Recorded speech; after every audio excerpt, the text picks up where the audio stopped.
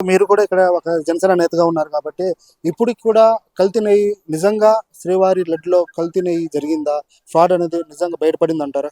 ఖచ్చితంగా. ఎందుకంటే, ఈ కూటమి గవర్నమెంట్ గూడా వచ్చినాక, దీన్ని ఒకరోజు, 2 రోజుల్లో తేల్చిన విషయం కాదు. ఒక కమిటీ యేసి, ఆ కమిటీకి సెంట్రల్ గవర్నమెంట్‌కి అప్పచెప్పి, దీని మీద పరిశోధన చేసి ఇచ్చిన తీర్పది. కనుక ఖచ్చితంగా మనం నమ్మాలి. నమ్మనోళ్ళకి గూడా తెలియచేయాలి. ఎందుకంటే 60,00,000 కిలోలు కల్తీ చేశారంటే, దాని ప్రతిఫలం అప్పుడు జగన్మోహన్ రెడ్డి గారికి భగవంతుడు చూశాడు. ఈ ఆంధ్రప్రదేశ్‌లో బాగా భక్తిగా అన్ని మతాలోళ్ళు గూడా నమ్ముతారు భగవంతుడిని. ఎందుకంటే ఆంధ్రప్రదేశ్ అంటే ఒక అన్నపూర్ణమ్మ తల్లిలాగా ప్రతి ఒక్క ప్రజలు గూడా నమ్ముతారు.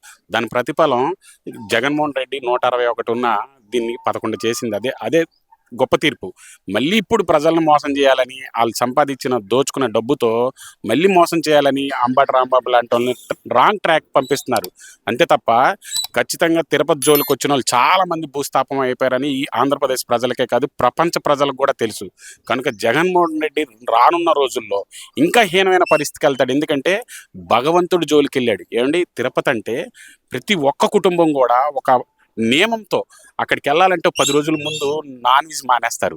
అంత దీక్షతో చేస్తారు ఆంధ్రప్రదేశ్ ప్రజలే కాదు, ఇండియాలో. అలాంటి భగవంతుడి జోలికి జగన్మోహన్ రెడ్డి గారికి ఎళ్లారు. కనుక అంతకు ముందు గూడా తిరుపతి జోలికెళ్ళినోళ్ళు చాలా మంది ముఖ్యమంత్రులకి ఏమైందో ఆంధ్రప్రదేశ్ ప్రజలకు తెలుసు. ఇప్పుడు మరి మీరు నిజంగా దాంట్లో కల్తీ జరగలేదు సిబిఐ రిపోర్ట్ ఇచ్చిందంటున్నారు వైసీపీ పార్టీ.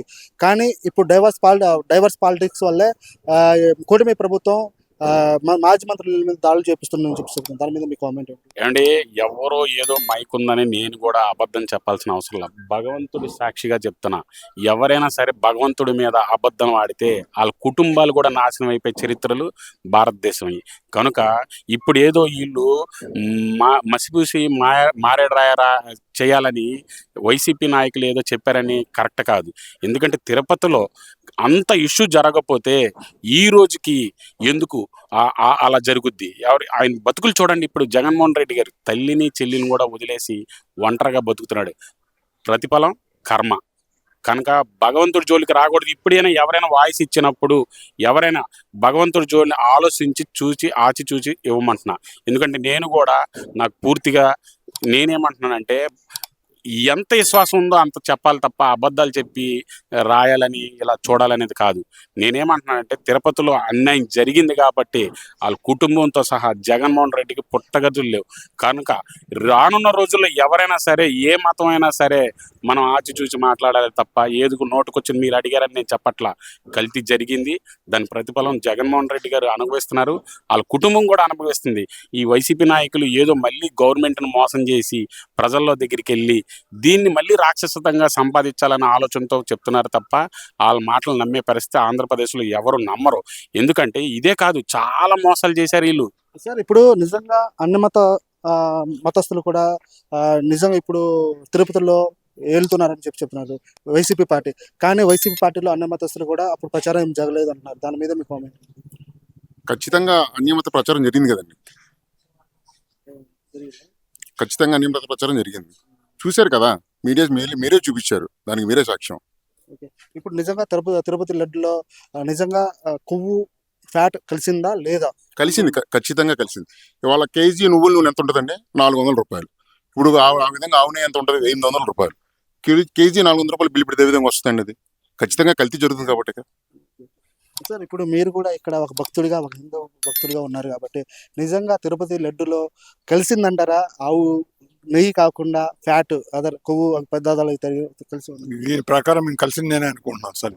ఏంటంటే ప్రస్తుతానికి ఇంత ఇది చేస్తున్నారు కాబట్టి, అసలు ఇది రాదు కాబట్టి, కలిసి కాస్త కొస్త ఏదో ఉంది కాబట్టి అది బయటకు వచ్చిందని మేము అనుకుంటున్నాం అండి. ఇప్పటికీ సిబిఐ రిపోర్టు దాంట్లో ఎలాంటి కొవ్వు ఫ్యాట్ కలవట్లేదు, అది నిజంగా నెయ్యి అంటున్నారు. కానీ మీ హిందూ భక్తుల మనోభావాలు ఎలా ఉన్నాయి? మా హిందూ భక్తుల ప్రకారం అయితే అది నెయ్యి కొవ్వు కలిసిందని అనుకుంటున్నాం సార్. అది ఏంటంటే మిగతా వాళ్ళు కలవలేదని అనుకుంటున్నారో కానీ మీ హిందువులుగా మేము మటుకు నమ్ముతున్నాం అండి. అది మ్యామ్, మీరు కూడా ఒక హిందూ భక్తురాలిగా ఉన్నారు కాబట్టి నిజంగా శ్రీవారి లడ్డులో కల్తీ నెయ్యి కలిసిందంటారా? మనం ఎవరు చూడలేదు. పేపర్లో వచ్చే న్యూస్, టీవీలో వచ్చే న్యూస్ అంతే కదండి. మరి ఎక్కువ శాతం మంది కలిసిందని అంటున్నారు కదా. మరి ఎంత మడుగు నమ్మాలో మనకి తెలియట్లేదు. కాకపోతే వచ్చింది మనం పేపర్లో ఏ న్యూస్ వచ్చినా నమ్ముతాం కదా, అలాగే ఇది నమ్మాల్సి వస్తుంది. పేపర్లో చూసే మీరు అనుకుంటున్నారు, కానీ మీరు మనం చూడలేదు కదా, మన కళ్ళతో మనం చూడలేదు, మనం తిన్నప్పుడు దాని టేస్ట్ మనం గమనించలేదు. మీరు కూడా అప్పుడు తిరుపతి వెళ్ళి ఉంటారు, అక్కడ లడ్డు ప్రసాదం తిని ఉంటారు కదా, మీకు ఎలా అనిపించింది? అప్పుడు టేస్ట్ నిజంగా మారిందంటారా? అంత మేము అబ్జర్వ్ చేయలేదండి. మేము యాజ్ అ డివేటివ్గా దేవుడిని చూసుకుంటాం కానీ లడ్డు ప్రసాదం ఇది కలిసిందా అది కలిసిందా అని అబ్జర్వ్ చేయం కదా. ఓకే. సార్ ఇప్పుడు సార్ ఇప్పుడు నిజంగా మీరు తిరుపతి వెళ్తూ ఉంటారు. ఈ తిరుపతిలో మీరు లడ్డు ప్రసాదం తిని ఉంటారు కాబట్టి, నిజంగా తిరుపతి లడ్డులో నిజంగా కల్తీ నెయ్యి కలిసిందంటారా? దాంట్లో నిజంగా ఫ్యాటు కలిసి అది సిబిఐ రిపోర్ట్ కూడా లడ్డు మొత్తం మారిపోయింది కంప్లీట్గా. అంతకుముందు లడ్డుకి మన లడ్డుకి అసలు సంబంధం లేదు. అసలు టేస్ట్ మారిపోయింది, నిల్వ ఉండట్లేదు, తెచ్చిన 2 వరకే పాడైపోతుంది. దాని మీద ఫంగస్ వస్తుంది కంపల్సరీ. ఇప్పుడు ఇప్పుడు ప్రజెంట్ ఎలా ఉంది? ప్రస్తుతానికి మన వెళ్ళినప్పుడు బాగుంది లడ్డు. నెయ్యి కూడా నెయ్యి స్మెల్ ఖచ్చితంగా బయటకు గుప్పమని వస్తుంది. అంతకుముందు నెయ్యి వాసన అలా అది మనం బయట తయారు చేసే లడ్డు ఎలా ఉంటుంది, ఆ రకంగా ఆయిల్తో తయారు చేసే లడ్డు ఎలా ఉంటుంది, ఆ రకంగా ఉండింది. ఇప్పుడు మీరు గుడిలో పూజారి ఉన్నారు, మీ భక్తులు కానివ్వండి, మీ మనోభావాలు ఎలా దెబ్బతింది? ఇదైతే చాలా తప్పే. మరి అలా చేయకూడదు. దాని మీద అయితే కనుక మేము పూర్తిగా వ్యతిరేకిస్తున్నాం కంపల్సరీ.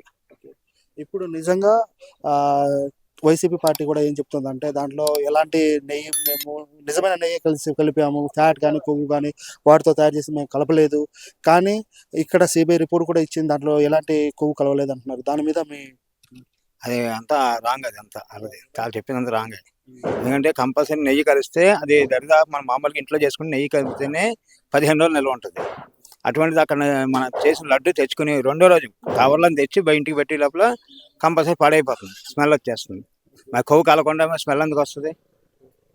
ఫ్యాట్ కలుస్తాను కదా ఖచ్చితంగా అందులో స్మెల్ వచ్చేది, మొత్తం టేస్ట్ మారిపోయేది కారణం. ఓకే.